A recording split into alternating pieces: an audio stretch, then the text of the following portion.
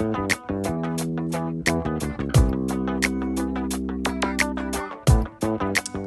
right. Happy Friday to everybody. I'm going to try and do a little bit of Freestyle Friday today, where it's a little bit more up in the air and make it a little bit more of a fun format for everybody, really.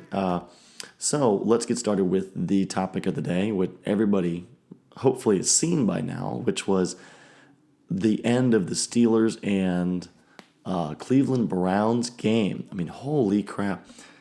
Myles Garrett took Mason Rudolph for a ride. I have never, granted, if you've seen all this, none of these NFL players, none of these college players, no one's ever seen this before. To actually see a player drag another player around by his face mask. Not only that, but rip it off of him and then beat him with it. So that's the kind of game. And Myles Garrett, especially a burst of fit, has been a burst of fit got a season-long suspension. I think it was 12 games. I think it ended up becoming. I think that Myles Garrett is going to at least get to the end of the season. I wouldn't be surprised if they make it a 10 or 12 gamer as well, just to be able to set a precedent, because it's something that's never happened, and you have to be really swift. I wouldn't be surprised if the fines are somewhere in the upper 100,000s, maybe the low millions. You probably have to forfeit. I think when you're suspended, you have to forfeit any kind of earnings that you would have. All your salary's gone.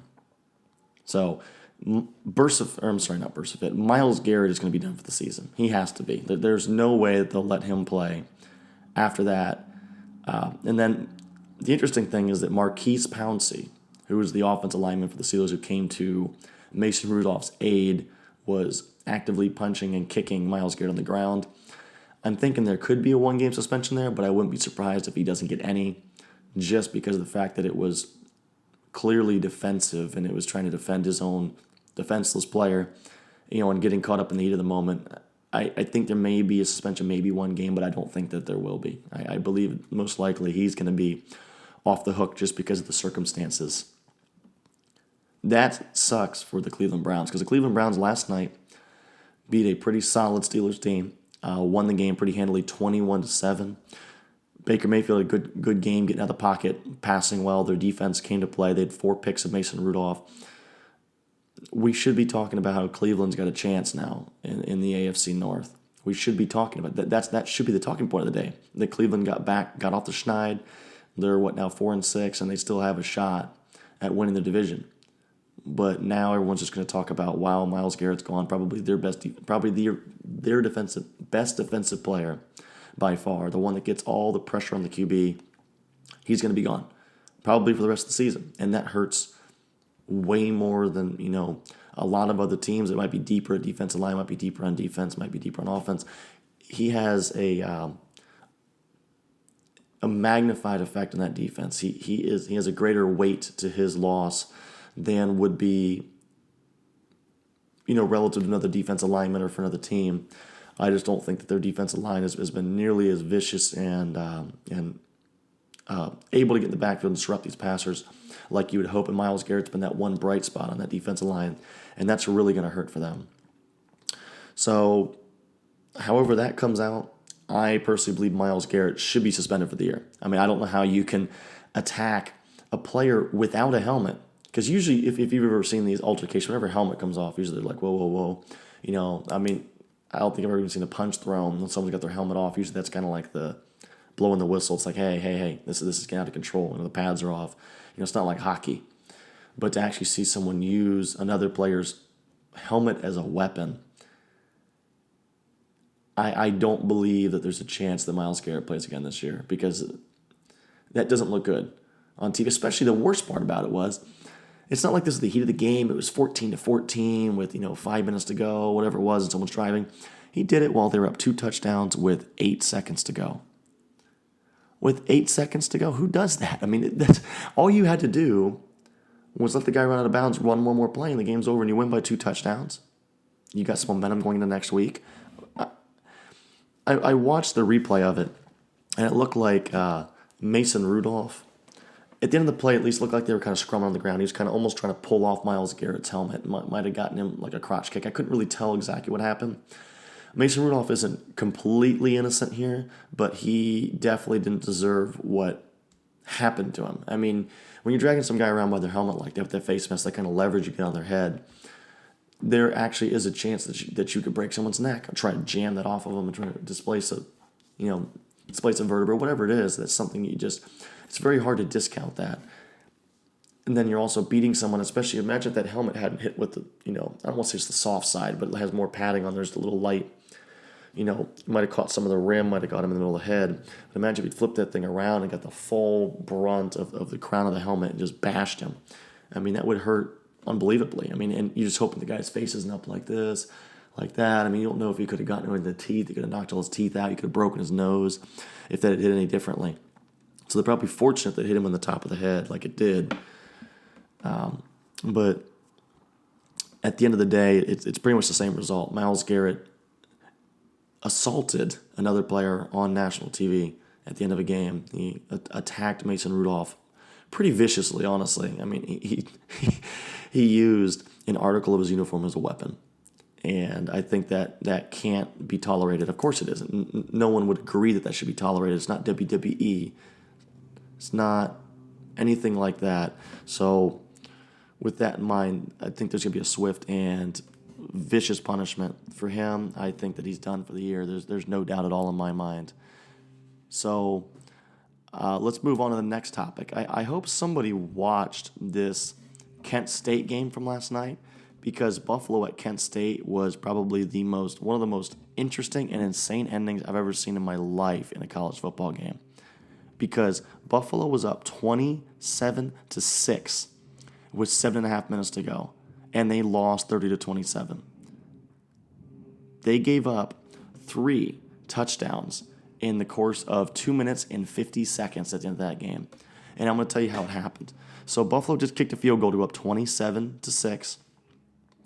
Then Buffalo went down the field and scored 6 or 7 plays, like a 3-minute, 30-second drive. Then they onside kicked it, and if you got to see this onside kick, it was wicked. Their kicker ran alongside the ball, so he actually almost dribbled the ball, like the top of his foot hit the top of the foot, or the end of his foot hit the top of the football. The ball rolled alongside him, and he stood like this, walk, and then collapsed on it right when it got to 10 yards, so it wasn't an offside, and it wasn't a legal kick. So that was cool. And then 2 plays later, they threw a screen pass that went 54 yards or 41 yards for a touchdown.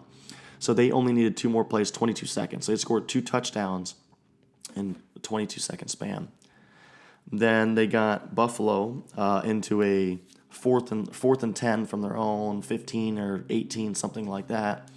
And Buffalo's ready to punt it away to Kent State with like 5 minutes to go. And of course, Buffalo blocks the punt. They blocked the punt back to Buffalo's own 4. And then they got stuffed, and then scored a touchdown on 4th down to make it 27-27. We're scoring 3 touchdowns in 2 minutes and 50 seconds. Then Buffalo drove a little bit about the midfield, punted it away. Kent State got the ball back, ran the ball back on the punt back to, I think, like the 30-yard line, maybe 35. And then they were able to, with 8 seconds to go, and 1 timeout, they threw the ball over the middle about 20 yards and got it down to, I think, Buffalo's 27. And as time was getting ready, the guy still getting tackled to the ground, still fighting the whole way. And what was cool about that is that he got to the point where if he had stayed up even a second longer, they wouldn't have time. So they called a timeout with 1 second to go. And from there, they kicked their kicker made a 44-yard field goal. Went right, dead center of the uprights, not even a doubt about it, won 30-27. And if that's not the way you win a football game, I don't know what is. I don't think I've ever seen, especially not at a level like the MAC, I don't think I've ever seen in college or pro football a team ever score 24 consecutive points in 7 minutes in the fourth quarter with the game on the line. It's not like it was garbage time. It's not like it was whatever. They scored 24 unanswered points against a team that was trying to win and was winning. So the way that game ended up, what sucks is that my own personal parlays, I had Buffalo -6. So I was really excited with about 7 minutes ago. I'm like, oh, cool. They're gonna win by 21. Cool. Yay, I've got this one wrapped up. No, I didn't have it wrapped up. That game was it sucked. So I'll take a break and I'll be right back. All right, coming back now. With Buffalo losing last night, that was interesting. That was a game that I don't think many could have really foreseen happening at that juncture in the game. And if you watched the North Carolina at Pitt game last night, you were treated to an awesome game. That game ended up with Pitt winning in overtime. I believe it was 34 to 27, I believe is what it was. With that game, Pitt was up entering the fourth quarter 24 to 10. And I think there was something that said that Carolina's lost 17 consecutive games when losing by 14 points, I think it was. I think that was their interesting stat of the day. And they came into the fourth quarter and they scored 2 touchdowns really quickly. I can't remember their freshman QB's name, but the kid's a stud. I mean, he's a true freshman now with, I think, 28 or 29 touchdowns and like 6 picks and 2,500, 3,000 yards, something. I mean, the kid's been awesome. And they were really great to watch. But Pickett made more plays. They did a really good job running the ball for Pitt. So that was a great game to watch because Pitt's got a salty defense. And it was weird just to see them win a shootout. But those are two teams that are involved in one-score games a lot. And I think, if I remember correctly, Carolina now, that is their 10th game that they have. No, because they've won, so it would be their 9th game. That's their 9th game. I think they beat Georgia Tech by 16. But other than that game, Carolina, their other 9 games this year have all been decided by 1 score or fewer. And they said going into last night, they'd had 8 games, and they said that was the most through 9 games since, I think, 1936. I don't know what the new stats are on 9 games now through 10, but that tells you that I was surprised because I really thought Carolina would stay within the spread of 4. They lost by 7. If they hadn't kicked a field goal at the end of regulation, they actually would have stayed within the spread. So that's the funny thing about it. Because they went to overtime with a chance to win it, they actually didn't cover the spread. If they just lost 27 to 24, they would have covered the spread if they'd missed their field goal at the end of regulation. So that was fun. So we've got a couple games tonight. I want to make some predictions for tomorrow's games. We got some noon games on here and stuff. But I want to also make some predictions for tonight's games. And I know that we've got I know that we have Fresno State at San Diego State tonight. So Fresno State at San Diego State, that's been going in between. I want to see what the updated line is on here because it's been between like San Diego State -2, -1, even. I've seen even Fresno State be a 1-point favorite. So what I want to see is who's actually favored. So right now, San Diego State's a 1-point favorite. And then we also have Louisiana Tech at Marshall, with Marshall being a 6.5-point favorite. 6.5-point favorite. Wow. That game earlier in the week was a 2.5-point spread for Marshall. So that's really interesting. I didn't know that game had moved out that much. So let's get to these games. So Fresno State at San Diego State, with Fresno State being a 1-point underdog. I'm actually taking Fresno State to win the game outright. I think Fresno State will take out San Diego State just because San Diego State's offense is mediocre as is. Their defense is excellent, San Diego State. They have one of the best 7 or 8 defenses in the country. And they only give up about 20 points a game, I think it is. 18, 17, something like that. They don't give up a whole lot of points, but they also don't score a whole lot of points either. So they're involved in a lot of low-scoring games, and they lost to Nevada last week, and I think they were 17-point favorites against Nevada. They lost at home to Nevada, and they played close games with like UNLV and some pretty mediocre teams they played out at a level. I think Fresno State's got enough offense. I think that they're going to pull it out with a couple stops. And then I've got tonight Louisiana Tech at Marshall. Marshall now, I didn't realize, is a 6.5-point favorite, but I have Marshall staying within, or not Marshall, I have Louisiana Tech staying within that spread. So with Louisiana Tech, the way their offense is going right now, they played a tough schedule, and they're 8-1, and they're a 1-touchdown underdog on the road at Marshall. I think Louisiana Tech's got way too much offense for Marshall. They're playing great ball, and I think they're averaging 40 points a game in their last 4 games. So take Louisiana Tech in that game, plus 6.5. Of the picks I've made this week on here, I'm now 4-1 for my picks against the spread this week, and I think both these games, Fresno State, San Diego State's got me more worried than Louisiana Tech at Marshall. because I believe Louisiana Tech has a very easy time staying within 6.5, and I believe that Louisiana Tech will probably win that game outright, and I believe Fresno State's got a pretty good shot at winning that game outright. So those are my picks for Friday night, but because I'm not going to be making one of these most likely before the games on Saturday, I've got 4 games here that I'd like to pick. Especially, it seems like I'd like to pick the road teams. I think all these are the teams I'm picking are all road teams. So I've got Navy at Notre Dame, and I believe that Navy is a 9. It depends. They've been a 10.5 point underdog, and I think it's down to 7 now. I think it's moved a whole lot because there's a lot more money going on Navy than on Notre Dame. Yeah, it's down to 7 points. But I'm going to take Navy plus 7 because of the fact that their rushing offense is actually this Navy. What are they? They're 7-1, and they're averaging like 460 yards a game of offense, and like 380 of that's on the ground. And Notre Dame hasn't impressed me this year. Notre Dame is just doing the only real significant win Notre Dame had was at Georgia. And they probably should have won that game. Lost. They probably should have lost that game. But if you look at the offensive statistics for, so 357 yards a game for Navy. 357 yards a game.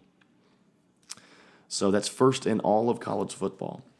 So if you got a team like that that's going to salt the clock away, and they've won 7 games out of 8, I think their only loss was to Memphis, I think it was. Memphis was the only team that's beaten Navy this year. Let me actually check that up. Because I've been a big Navy fan. I've been picking them, and they've been excellent against the spread this year. They're 5-1 in the American. Their only loss this year was at Memphis by 12. But they beat a really good Air Force team. They beat Tulsa, and then everybody seems to play at Tulsa. They seem to play them within 2 or 3 points. And they beat Tulsa convincingly by 3 scores. They beat the crap out of South Florida. They beat Tulane in a close scoring matchup. Just wrecked Connecticut a couple weeks ago. So I see them. I see them at least staying within the spread. I see it probably ending up being a 31-27 kind of game, 31-28, 35-31. I see something like that, or I see Navy outright winning that game. Just because Navy has proven themselves to be a really good defense, playing excellently on the ground. So I say you got to look for Navy to win that game, or at least stay within the spread. We got Wisconsin at Nebraska. And let me look at the updated line. I had it at 14.5 earlier this week. I don't know if it's still there. It's still 14.5. I'm going to take Wisconsin minus 14.5. Just because Nebraska is that bad. And Nebraska, they lost a heartbreaker a couple weeks ago against Purdue. And I think Wisconsin, they're at Nebraska, which is the only thing that makes it a little bit interesting. But Wisconsin's just got too much for Nebraska. And Taylor's going to rip them up on the ground. So Taylor's going to go get them. I wouldn't be surprised because right now Wisconsin's also playing for a chance if Ohio State gets into the college football playoff and Minnesota falls off the map here the next couple of weeks and they win against Minnesota. And Wisconsin still has a decent chance if Penn State loses to Ohio State and Minnesota gets beat by them and by Iowa, they have a pretty good shot of being the Rose Bowl team. And I think that right now style points matter because they want to be the highest ranked team in the Big Ten after Ohio State, whoever makes the playoff. So right now is a big time. I think Wisconsin needs all the style points they can get, and they're just going to go in there and just whack Nebraska. Memphis at Houston. Houston's been tough. Houston's been a tough team to cover, it seems like the last couple weeks, even after De'Aaron King's left. But Memphis right now is playing really about as well as anybody in the country. I think they're 8-1. They are 8-1. And they're 10.5 point favorites in this game. And Houston right now is starting to lay down and die. Their defense isn't stopping anybody. They really aren't. Memphis has got way too much offense for Houston at this point in time. I'm going to I've got Memphis on the road. I've got minus 10.5. And then our final game is Ohio State at Rutgers. to tell you the truth, I am not an Ohio State fan as a person. But of this team this year, I honestly do believe Ohio State is the best team in the country as it relates to offense and defense. Because I think right now the best offense in the country could be LSU. The best offense in the country could be Oklahoma. Even Oklahoma State's in there too. But, there's a few select teams that could be the best offense in the country. The only thing about like LSU, their defense is spotty. OU's defense has gotten worse and worse every single week of the year. They started out playing pretty well, but they've gotten worse and worse. But I see that Ohio State's the best team right now, and I think they're 9-0, and I think they're 8-1 against the spread. The only spread they didn't cover was against FAU week 1, and that was because FAU scored a touchdown with like 2 minutes to go to stay within 28 or something like that. So since that week, they've gone like 8-0 against the spread. So I see them. Ohio State's a 53-point favorite. They opened at 51. It's actually moved up to 53. And I think they're only, I remember correctly, I think they're only like the 4th team to ever be a 50-point favorite in the regular season. And I believe that they're going to cover this at Rutgers because Rutgers is just that bad. And Ohio State beat a Maryland team that's trending downward. But they beat them by 59 last week. And they put up 74-14. That was even with giving up a couple yards there at the end because they held Maryland to only like 60 points through the first 3 quarters of that game anyway. So I take Ohio State minus 53 in that game. I think that they're just going to decimate them, especially because now the committee has shown the style points do matter. I think Ohio State needs to do whatever they can to just dominate Rutgers. They're going to anyway. With backups. I completely expect Justin Fields to play 1, maybe 2 quarters like he does every single week, 15 for 20 for 4 touchdowns and 200 yards. That's just what I see it being.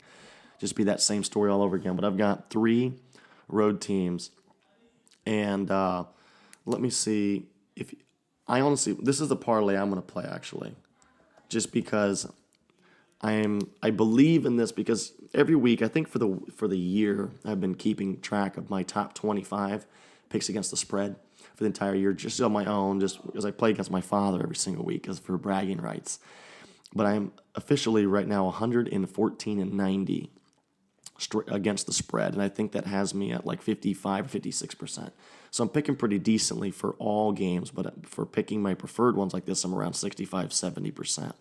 So I believe that this would be a really good parlay right here. They're all on the road, and I think that if with these 4 teams you get 12-1 odds. $1 pays out 12, $100 pays out 1,200, 25 pays out, what is that? I'm doing math right now, 400. So I think that this would be a great parlay if you want to do something like that or pick them all individually. Because I think the Memphis line is pretty favorable. OSU is a really high line, but I think if there's a team in the country right now that could cover 53 against anybody, it's Ohio State against Rutgers. They covered 59 against a competent Maryland team that barely has a pulse now, but this Rutgers team has been a doormat, and they probably will continue to be a doormat. So those are my 4 games for the week. And we're going to wrap this up with a discussion on nothing because I don't have any more content because I didn't do as much research as I should have. So anyways, I'm going to wrap this up. Happy Friday to everybody. Have a great weekend. I look forward to seeing some conversations in the chat. Anything you want to hear, you want to see, you want to do for next week or for Saturday. I'm probably going to make one of these on Sunday. I don't think I'm going to do one tomorrow just because of the fact it is college football Saturday, and I'm going to be doing that all day. I'm going to be absorbing football. But Sunday, when the new AP poll rankings come out and we got some pro football, I'll probably make some pro football picks on Sunday. I'm not as good of an NFL guy, but I'm getting there. So anyways, everybody have a great weekend and enjoy the colder weather that's coming our way. So thank you and good night.